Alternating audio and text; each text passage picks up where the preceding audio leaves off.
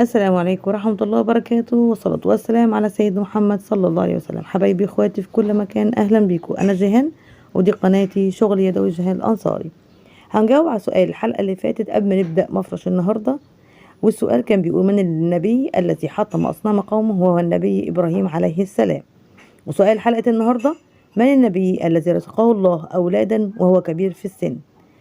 ان شاء الله الاقي اجاباتكم في التعليقات، وكمان نتابع مفرش النهارده ونقول بسم الله. انا كده خلصت السطر بتاعي وهبدأ في السطر الجديد. اكمل السطر ده 2 سلسلة منزلقة في السلسلة الثالثة بالشكل ده عشان نقفل الجزء دوت بين الوحدتين. وبعدين بطلع السطر الجديد بنفس التلاتة، 1 2 3 سلاسل، بعدين 3 عمود بلفة خيط رفيع، فباخد العمود على 3 بالشكل ده. بعمل 1 2 3 4 5 وباجي في النص هنا بعمل غرزة حشو، و5 تاني 2 3 4 5 وبشتغل على العواميد. بعمل 3 عمود بلفة،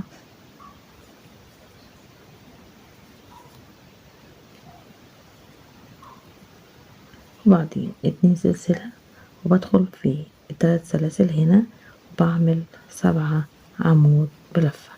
واخدين بالنا من الخطوة دي؟ الخطوة دي بتقفل لنا الجزء دوت من الرسمة وبتفتح ديت للشغل بتاعنا. تمام.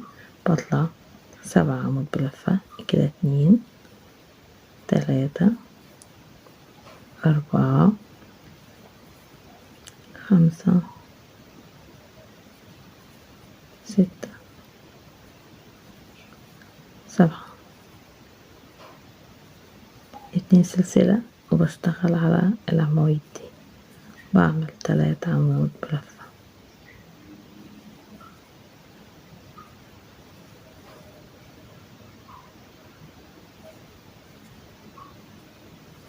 بعدين 1 2 3 4 5 بشتغل هنا غرزة حشو، 1 2 3 4 5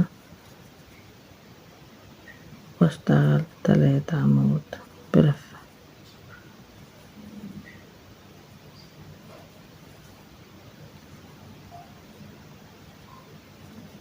اتنين سلسلة وبشتغل هنا كمان 7 عمود بلفة، 2 3 4 5 6 7، 2 سلسلة بدخل اشتغل في العمود وكل عمود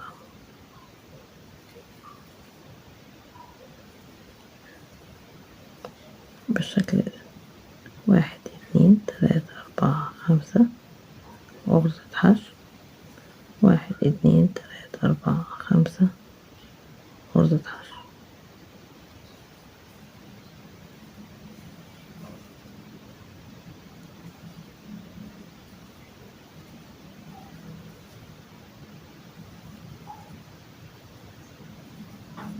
واحد 2 وبعمل هنا زي ما عملت الناحية دي 7 برضو بشتغلهم زي ما انتوا شايفين كده. بشتغل على كل الرسمة بتاعتي في الخطوة دي في كل الرسمة. تمام. وبخلصها كلها وبوريكم شكل النهائي برضو في السطر بتاعها. كده خلصت السطر بتاعي. تمام اهو، وهبدأ في السطر الجديد. والسطر الجديد عملت منزلقة طبعا كده، انا خلاص خلصت السطر. بطلع 3 وبعدين بشتغل على كل عمود، بعمل عمود بلفة بس بعمله على 3 مرات بالشكل ده، وده عادي برضو مش هيأثر على شغلنا. بعمل هنا سلسلة واحدة بس وباجي هنا على ال3 دول بشتغلهم 3 عمود بلفة برضو.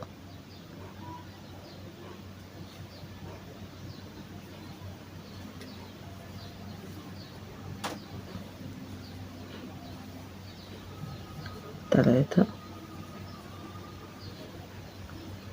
ادي الشكل بتاع الصف النهاردة، والشغل بتاعي هيبقى كده. وبعدين ببدأ انا اشتغل 2 سلسلة، وباجي اخد الخيط وبدخل في اول عمود، بعمل عمود لفة و2 سلسلة، وتاني عمود لفة، 2 سلسلة، العمود اللي وراه، 2 سلسلة، العمود اللي وراه، هما 7 عمود بلفة، 2 سلسلة،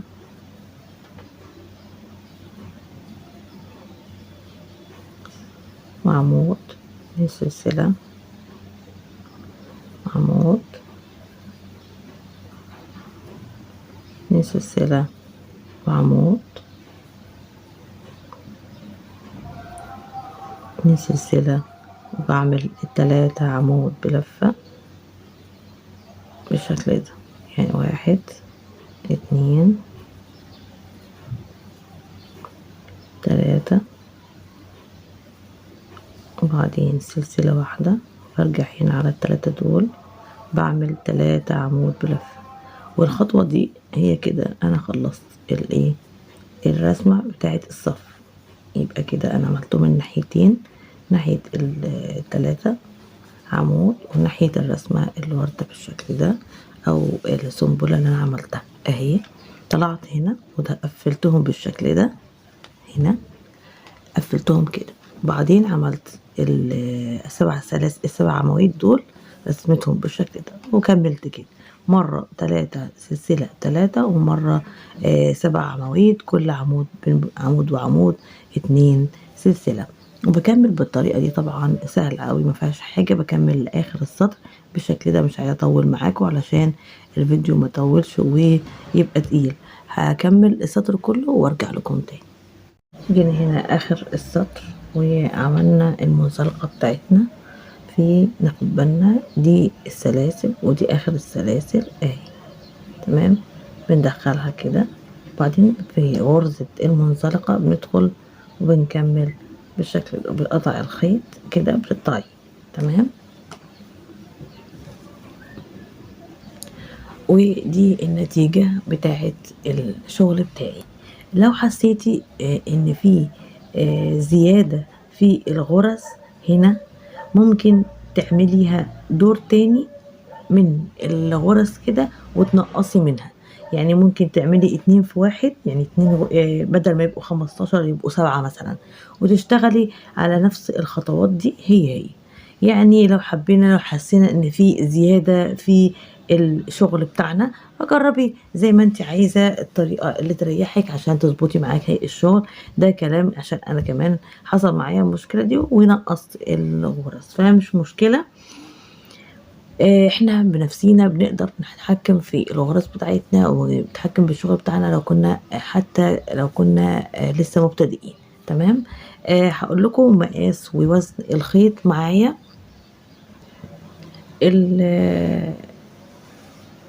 القطر بتاع المفرش 43 سنتي، ووزن الخيط 50 جرام خيط. وانا قبل كده عملنا ريفيو على الخيط، وخيط اسمه ميامي وخيط تركي. هي لفة بتبقى 50 جرام تقريبا او 100 جرام، حاجة زي كده، مش فاكرة، مش متأكدة. هبقى اشوف لكم الموضوع ده اهو. هي دي اسم الماركة بتاعتي، وهي 50 جرام فعلا اهي. 50 جرام اهي، مش عارفة باينة ولا لأ. انا لقيته بالصدفة صراحة، وانا بحب الخيط الرفيع، فجربته لقيته حلو قوي في المفارش، حلوة قوي. اعتقد ان هو برضو تركي، يعني مش مكتوب قوي الماركة، ما خدتش بالي. بس ملمس الخيط فيه اكليريك شوية، يعني بيمط معاكي وانتي بتشتغلي، فيها مطة زي ما انتوا شايفين كده، في مطة. فزي ما انتوا شفتوا معايا في الفيديوهات، بيبقى متماسك وشكله حلو جدا. وإن شاء الله أكون قدرت أوصل لكم فكرة المفرش النهاردة، وهاشوفكم بخير بإذن الله فيديوهات تانية أجمل وأجمل. إن شاء الله نستمتع مع بعض ونتعلم حاجة جديدة كل مرة، وأشوفكم بخير وإلى اللقاء. جينا هنا آخر السطر وعملنا المنزلقة بتاعتنا. ناخد بالنا دي السلاسل ودي آخر السلاسل أهي، تمام.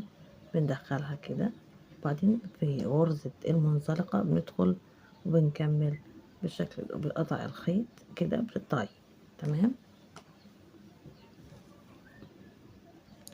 ودي النتيجة بتاعت الشغل بتاعي. لو حسيتي ان في زيادة في الغرز هنا، ممكن تعمليها دور تاني من الغرز كده وتنقصي منها. يعني ممكن تعملي 2 في 1، يعني 2 بدل ما يبقوا 15 يبقوا 7 مثلا، وتشتغلي على نفس الخطوات دي هي. يعني لو حسينا ان في زيادة في الشغل بتاعنا، فجربي زي ما انت عايزة الطريقة اللي تريحك عشان تظبطي معاكي الشغل. ده كلام عشان انا كمان حصل معايا المشكلة دي ونقصت الغرز، فمش مشكلة. إحنا بنفسينا بنقدر نتحكم في الغرز بتاعتنا ونتحكم بالشغل بتاعنا، حتى لو كنا لسه مبتدئين، تمام. هاقول لكم مقاس ووزن الخيط معايا.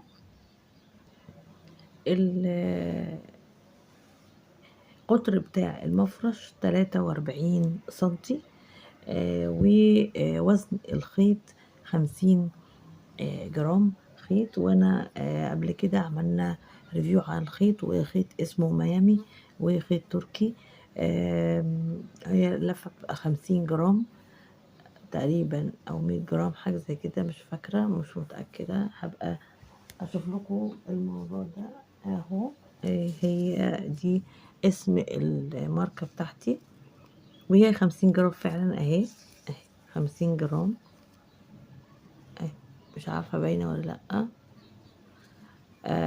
انا لقيته بالصدفة صراحة، وانا بحب الخيط الرفيع، فجربته لقيته حلو قوي في المفارش، حلوة قوي.